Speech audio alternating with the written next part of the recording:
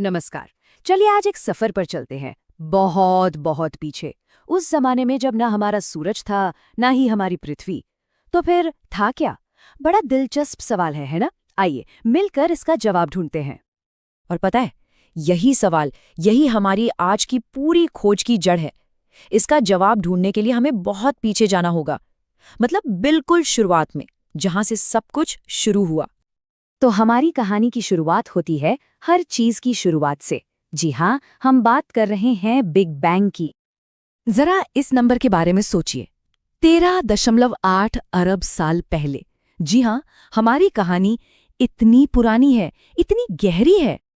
तो आखिर ये बिग बैंग, ये महाविस्फोट था क्या? देखिए, आसान भाषा में कहें तो ये वो लम्हा था जब हमारा ब्रह्मांड पैदा हुआ। इससे पहले कुछ भी नहीं, न कोई तारे, न ग्रह, न ही कोई गैलेक्सी। सोचिए, सब कुछ एक बहुत ही छोटे से गर्म बिंदु में सिमटा हुआ था। तो ठीक है, धमाका हुआ। उसके बाद क्या? शुरुआत में सिर्फ और सिर्फ एनर्जी थी, कुछ बुनियादी कण थे और रेडिएशन। फिर जैसे जैसे हमारा ब्रह्मांड फैलना और ठंडा होना शुरू हुआ, तब जाकर बने पहले तत्व, हाइड्रोजन और हीलियम। और यही वो दो चीजें थीं जो आगे चलकर हर चीज का आधार बनने वाली थीं, हर चीज की बुनियाद। अब ये सोचना भी अजीब लगता है ना? लेकिन सच तो ये है कि करोड़ों, लाखों नहीं, करोड़ों साल तक ब्रह्मांड में बस घना अंधेरा था। कोई रोशनी नहीं, एक भी तारा नहीं, चारों तरफ बस हाइड्रोजन और हीलियम गैस के विशाल बादल तैर रहे थे। इसी दौर को साइंटिस्ट कॉस्मिक डार्क एज या ब्रह्मांड का अंधकार युग कहते हैं। लेकिन ये अंधेरा हमेशा के लिए नहीं था। आखिरकार वो वक्त आया जब इस अंधेरे को चीरकर पहली रोशनी जली। चलिए अब उस पल की कहानी जानते हैं। तो सवाल ये है कि ये पहले तारे बने कैसे? देखिए, सारा खेल गुरुत्वाकर्षण यानी ग्रेविटी का था। ग्रेविटी ने क्या किया? उसने गैस के बड़े बड़े बादलों को अपनी तरफ खींचना शुरू कर दिया। अब जब ये बादल सिकुड़ने लगे तो उनके बीच में, उनके कोर में जबरदस्त गर्मी और दबाव पैदा हुआ। और जब ये गर्मी और दबाव एक हद तक पहुंच गया तो न्यूक्लियर फ्यूजन की प्रक्रिया शुरू हो गई और बूम, ब्रह्मांड के पहले तारे जल उठे। और देखिए, ये पहले तारे सिर्फ रोशनी के गोले नहीं थे। अरे नहीं, ये तो ब्रह्मांड की पहले फैक्ट्रियां थीं। ऐसी फैक्ट्रियां जिन्होंने अपने अंदर वो चीजें बनाई जो पहले थी ही नहीं, जैसे कि कार्बन, ऑक्सीजन, लोहा, वो सारे भारी तत्व जिनके बिना ना तो ग्रह बन सकते हैं और ना ही जीवन। और फिर जब इन तारों की जिंदगी पूरी हुई और वो एक जबरदस्त धमाके यानी सुपरनोवा में फट गए, तो उन्होंने ये सारे कीमती तत्व पूरे के पूरे अंतरिक्ष में बिखेर दिए। चलिए अब इस बड़ी कहानी से थोड़ा जूम इन करते हैं और अपने घर के करीब आते हैं, उस जगह पर जहां हमारा अपना सौरमंडल बनने वाला था। तो हमारे सूरज और ग्रहों के बनने से भी पहले यहाँ पर क्या था? यहाँ था गैस और धूल का एक बहुत बहुत बड़ा घूमता हुआ बादल। इसी को हम सोलर नेबुला कहते हैं। और ये बना किससे था? ये असल में उन पुराने तारों की धूल और राख थी जो हमसे भी पहले जीकर मर चुके थे। यही वो कच्चा माल था जिससे हमारा पूरा सोलर सिस्टम तैयार हुआ। लेकिन इतना बड़ा बादल, उसने अचानक सिकुड़ना क्यों शुरू कर दिया? ऐसा माना जाता है कि पास में ही कहीं एक और तारे में जोरदार धमाका हुआ, एक सुपरनोवा।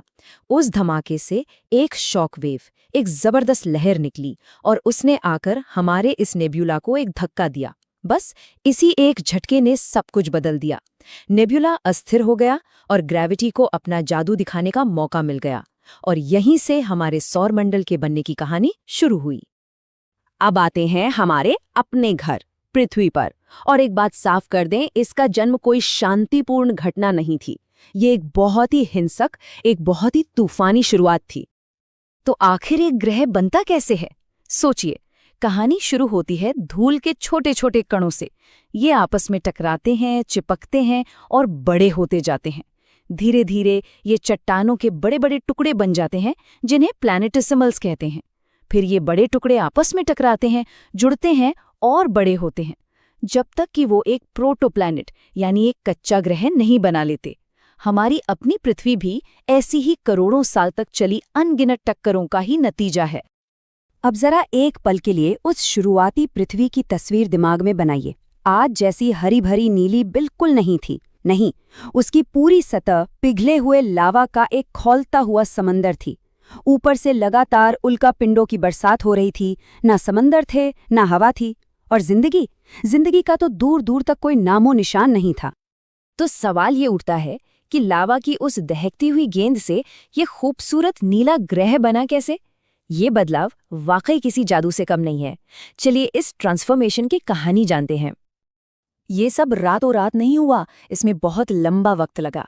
सबसे पहले तो पृथ्वी धीरे धीरे ठंडी हुई और उसकी ऊपरी सतह जम गई, एक पपड़ी की तरह। इसके बाद अंदर के ज्वालामुखियों ने फटना शुरू किया और उनसे निकली गैसों से हमारा पहला वायुमंडल बना। फिर जो हुआ वो कमाल था। इसी वायुमंडल में जो पानी की भाप थी वो ठंडी होकर बारिश बनकर बरसने लगी। और ये कोई 1-2 दिन की बारिश नहीं थी, ये बारिश शायद लाखों साल तक चलती रही। इसी बारिश ने हमारे महासागरों को भर दिया। और फिर इन्हीं गहरे समंदरों में करीब 3.8 अरब साल पहले जिंदगी की पहली छोटी सी चिंगारी जली। अब देखिए, इस पूरी जबरदस्त कहानी को देखने के 2 अलग-अलग नजरिए हो सकते हैं। एक है वैज्ञानिक नजरिया, जो कहता है कि ये सब कुछ प्राकृतिक नियमों के हिसाब से हुआ, गैस, धूल, ऊर्जा, ग्रेविटी, इन सब के मेल से। और दूसरा है एक दार्शनिक या आध्यात्मिक नजरिया। कुछ लोग इसे एक दिव्य रचना मानते हैं, तो कुछ इसे प्रकृति का एक करिश्माई विकास। सच तो ये है कि दोनों ही नजरिए इस महान ब्रह्मांडीय कहानी की भव्यता को समझने में हमारी मदद करते हैं। तो हमारा ये ग्रह, हमारा सूरज और हम खुद, हम कोई इत्तेफाक नहीं है। हम सब के सब अरबों साल लंबी एक कॉस्मिक जर्नी का नतीजा हैं। अगली बार जब रात में आसमान की तरफ देखें या सुबह उगते सूरज को देखें, तो एक पल के लिए उस अविश्वसनीय लंबी कहानी को जरूर याद कीजिएगा, जो हम सबको यहाँ